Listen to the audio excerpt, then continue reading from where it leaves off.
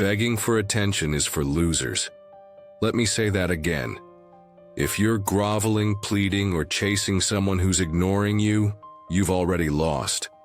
And I'm not here to coddle you. I'm here to burn that weakness out of you. You think sending another, "Hey, did I do something wrong?" in text is going to fix this? Wrong. Every time you beg, you hand over your power. You become a starving dog licking crumbs off the floor. Society doesn't pity that dog. It kicks it. And right now, you're letting people kick you.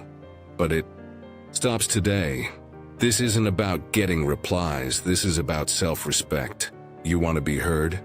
To be seen as a man who commands respect, not some emotional panhandler? Then you need to weaponize indifference, delete the desperation, and replace it with ruthless, unshakable standards. Here's how.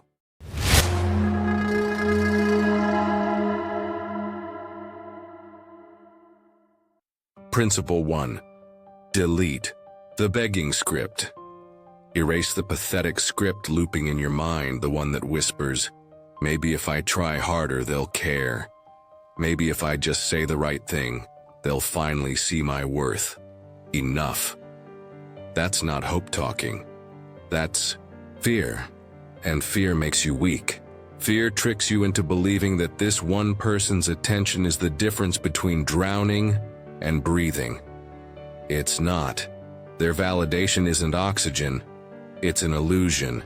And chasing illusions makes you desperate. Look at your phone. Right now you're holding it like a gambler clinging to a losing ticket, praying for a miracle. Stop. Open your messages.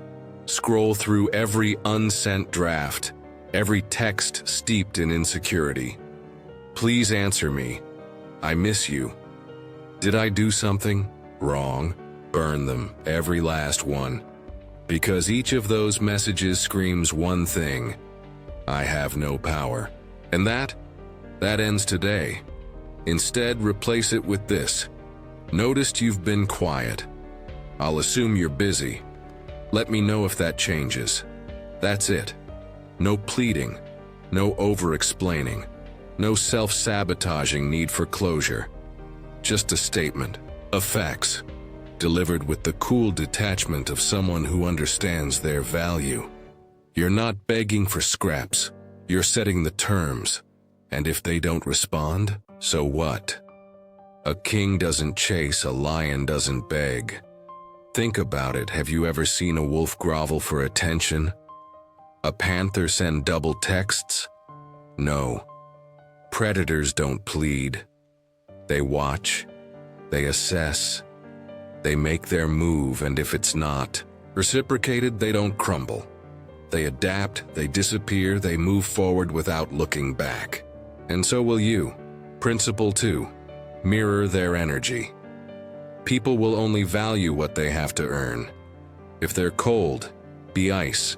If they make you wait, make them wonder if you've vanished off the face of the earth.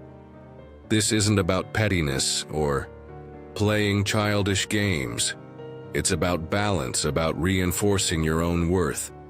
You do not reward inconsistency with eagerness. You do not chase what is walking away. Instead, you become the mirror, reflecting exactly what is given to you. Think of it like a bank. Every time you overextend, double texting, justifying their absence, filling the silence, you're making a generous deposit into their ego at the expense of your own dignity. They reply with a lazy lol or a half-hearted "been busy?" Your response should be even more effortless. One-word answers, delayed replies, unapologetic silence. They ghost, you vanish. Not with bitterness, not with spite, but with quiet, unwavering confidence. A storm doesn't beg to be noticed. It simply arrives when it chooses. Example: they finally message after days of radio silence with, "Sorry, I've just been swamped." Don't rush to reassure them. Don't overcompensate with enthusiasm. Your response? All good, full stop.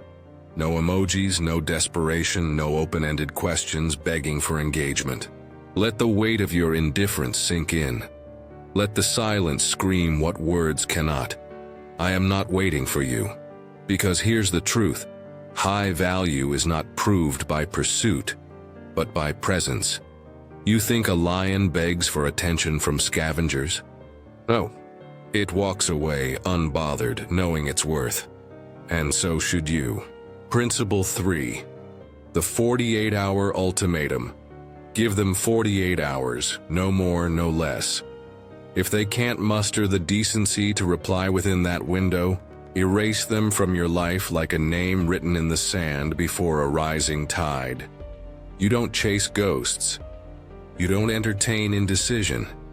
You don't waste your time waiting for people who wouldn't hesitate to leave you hanging. Because time is your most valuable asset.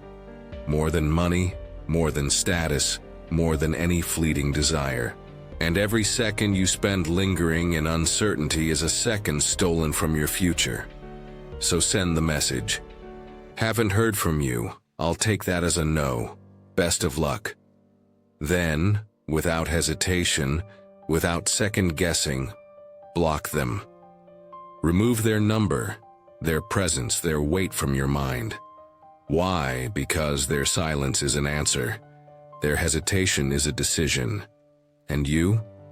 You are a man who walks forward, not someone who stands in the downpour, hoping a locked door will magically open. You are not an afterthought.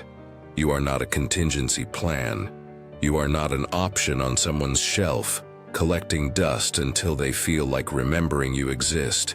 You are the main event, the fire, the storm, the force that moves forward with or without them. And fire doesn't beg to stay lit.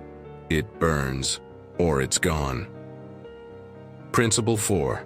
Replace, don't chase. You're not thirsty. You're in a desert. Chasing a mirage. That shimmering oasis? It's a trick of the light, a cruel illusion that keeps you running in circles, gasping for something that was never real to begin with. Stop. Turn around. Behind you, stretching beyond the horizon, is an entire ocean. Deep, endless, and yours for the taking. Why die crawling toward a fantasy when abundance is a single pivot away? For every minute you waste refreshing a chat that stays dry, staring at a name that never lights up, you're letting time, your most valuable asset, bleed away. You could have met 3 new people, 3 doors opening, 3 paths unfolding, 3 chances to connect, to build, to grow. Every second spent chasing someone who refuses to see your worth is a second stolen from your future, your purpose, your power. The Stoics didn't cry over locked doors. They built new ones. They understood what you must understand now. You control your effort, your discipline, your standards. You decide whether you remain a beggar at someone's indifferent feet or a force that shapes your own reality. So act, right now. Open your contacts. Scroll past the ghosts, the maybes, the excuses. Find someone new. Someone who brings energy, not drains it. Don't send a weak, lifeless, hey, send fire. I'm doing X this week, you in? Be specific, be bold. No tiptoeing, no ambiguity. You're not asking, you're inviting. And if they hesitate, if they flake, if they vanish, good, you move, you replace, you don't chase. Scarcity is a prison. Abundance is a superpower. Which one will you choose? Conclusion. Here's the truth. Raw, unfiltered, and unshakable. Nobody is coming to save you. Not me. Not a late-night half-hearted text reply. Not the hope that maybe, just maybe, they'll realize your worth and come running back. That fairy tale? It's a lie. Sold to those too afraid to face reality. You save yourself. You reclaim your dignity, your strength, and your life by refusing to settle for crumbs disguised as love, attention, or validation. You don't wait for a lifeline.